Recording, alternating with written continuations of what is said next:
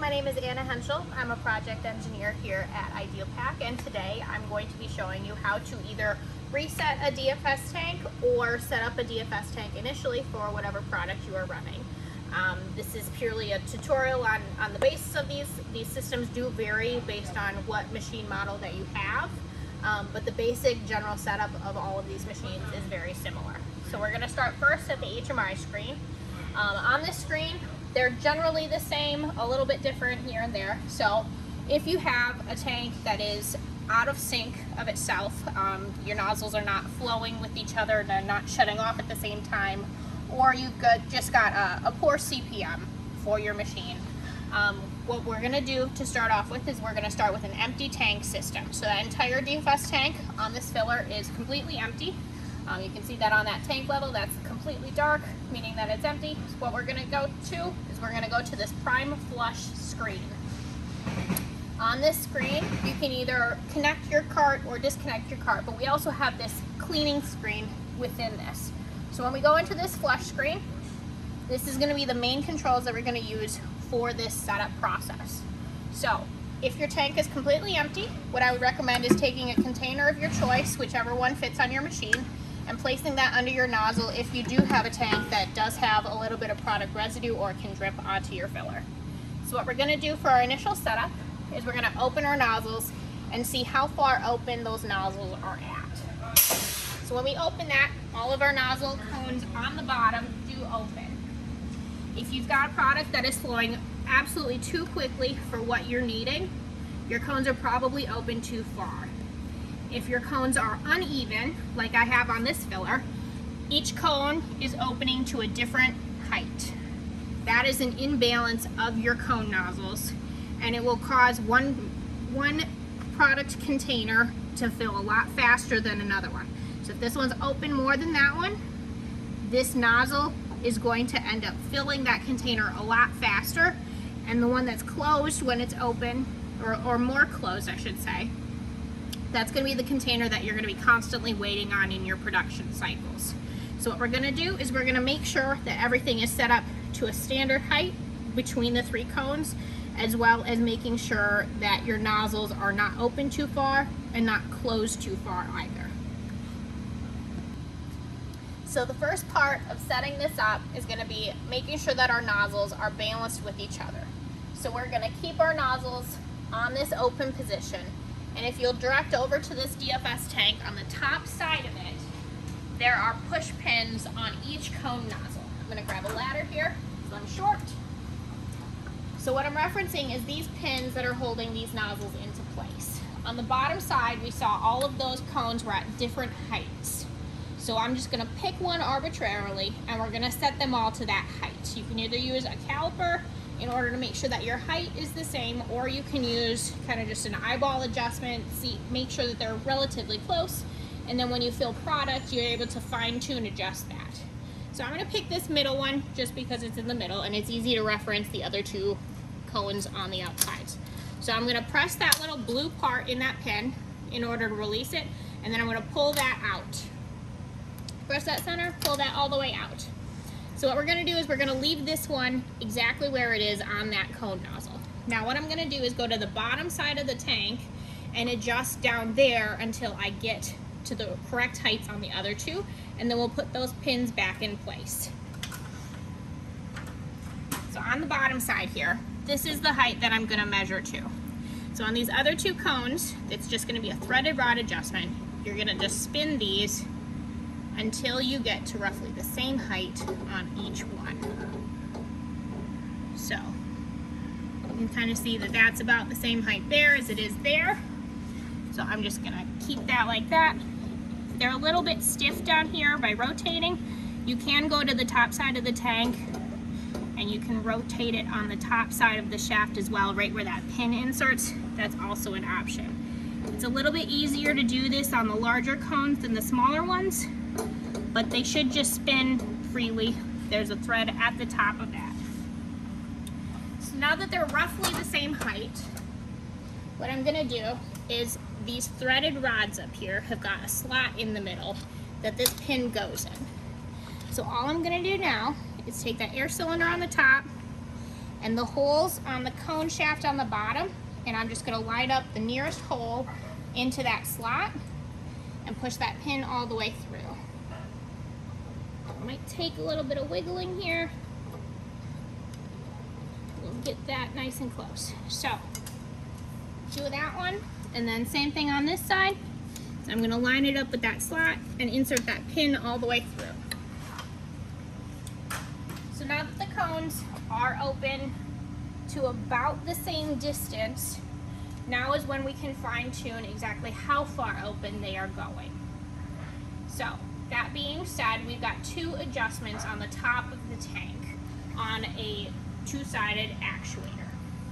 The top handle on this one with the dial indicator is for your dribble fill rate. That is your slower filling rate, and that is basically a stage 2 of the filling process.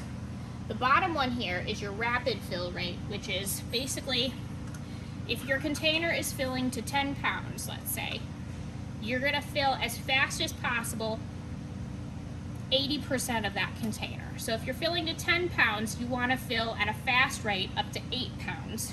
And then you're gonna slow it down for the last 2 to make sure that you get the most accurate fill that you can. The reason why we balance between the 3 cones is so that your accurate fill all happens at the same time and your CPM can increase because all of your containers are filling at the same rate at the same time. If you're waiting on one container, that's gonna be what affects your CPM the most. So this rapid fill rate has got a sticker indicator on it. The larger DFS tanks, one of these is on the front side and the other one is on the back side. That's purely on the basis that the actuator on the larger tanks is a larger actuator, and so it's constructed slightly differently, but the concept is still the same. So if we want to increase the fill rate on this, we're going to screw that screw in or follow the arrow on that sticker. If we want to decrease it and make that gap smaller on the cones, we're going to screw it out. So what I'm going to do is I'm going to adjust that screw to make that gap on the cone nozzle a little bit smaller. What I'm shooting for is roughly a 1/4 inch gap if you're testing with a water-based product. If you've got something a little bit thicker, for instance, like a latex paint or some higher viscosity product, you're going to want to have that cone nozzle be able to open further so that you've got a higher product flow. So what I've got here is just a flathead screwdriver and a crescent wrench. What we're going to end up doing on this is we're going to loosen up that crescent wrench and we're going to adjust this screw. That being said, whenever you are adjusting these screws, you need to make sure that your air pressure to your DFS cart is turned off. You can hear that in there. There's air hissing when I loosened up that nut, which means that there's air pressure on that actuator. If you adjust this with the air on, you're gonna end up possibly damaging that actuator and it could cause your DFS tank to have some problems. So I'm gonna go back to the HMI screen. We're gonna disconnect the fill cart and then we'll adjust this screw. So in order to adjust that slower fill rate or the dribble fill rate, there are 2 ways of doing this. You can either go into your flush settings and you can flush the DFS. This will oscillate the cones in order to agitate it during a cleaning cycle. The second way to do that is to go to this manual startup screen. In this screen, you can take samples of your nozzles as well as adjust this setting. So within this screen, on this particular style machine, an inline automatic machine, what you're going to need to do is you're going to need to raise your scales in order to use the functionality of this. So what I've got is 3 containers right here. We're going to raise the scales after I get these containers in there. So I'm going to slide these into their respective spots underneath the nozzles, and then I'm going to press that raise scale button. That ends up raising those up into their filling position. Now we'll be able to use these sample nozzle buttons, and I'll be able to press and hold it. It'll flutter it open and then hold it open in order to have a longer thing. So you can hear it actuate, but nothing actually opened. I'm going to test that with the others as well.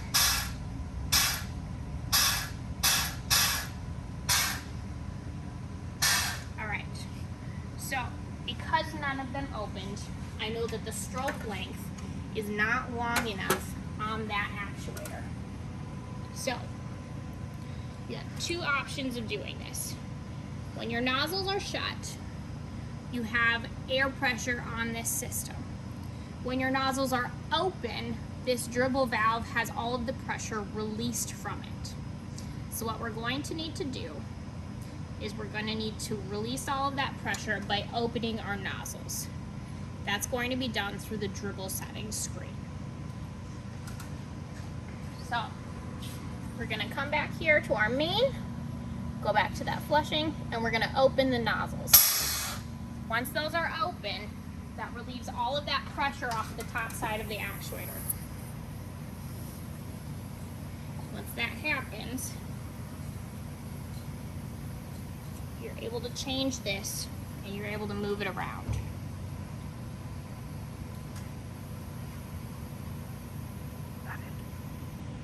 So once this dribble knob or side of the actuator has been adjusted, there's a lock nut right here that you can snug up.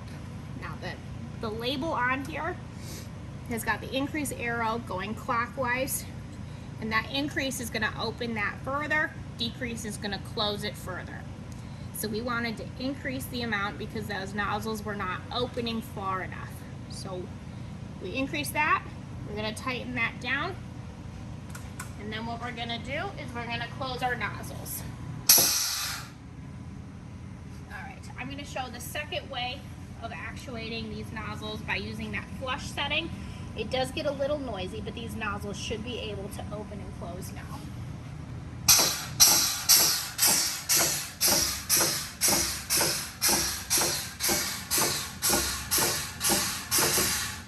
So if you look on those, you can see them sort of oscillating back and forth. They're opening a very, very small amount, and that's exactly what we need for thin products such as water. Once again, if you have a thicker product, you're going to want to have them open slightly further than that. Once you have all of those settings in place, by adjusting the level of your cones to be at the same height, the distance for your rapid, and the distance for your dribble, you're able to then fill your tank with product and start filling, and then you can make minor adjustments.